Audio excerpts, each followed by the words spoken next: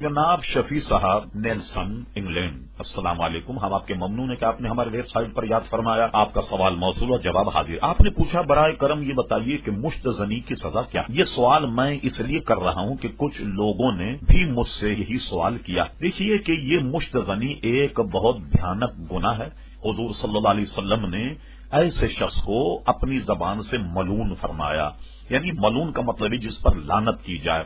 ظاہر یہ فعل قبیح ہے، اس سے ہمارے نوجوانوں کو بچنا چاہیے. اور اس کا اثر آج اگر ظاہر نہیں ہوتا تو شادی بیاہ کے بعد میں ان پر یہ راز کئی سالوں کے بعد کھلے گا کہ جس جوہر کو انہوں نے ضائع کیا ہے، ہیرے جواہرات بھی اگر وہ نگل لیں تو پھر وہ جوہر واپس نہیں آئے گا. یہ بڑا قبیح فعل ہے اور اللہ تبارک و تعالی اس سے محفوظ رکھے. اور حضور صلی اللہ علیہ وسلم نے ایسے شخص کو ملعون فرمایا. اب رہا کہ اس کی سزا کیا ہے، اس کو چاہیے کہ سچے دل سے توبہ کرے اور آئندہ کے لیے اپنی توبہ پر قائم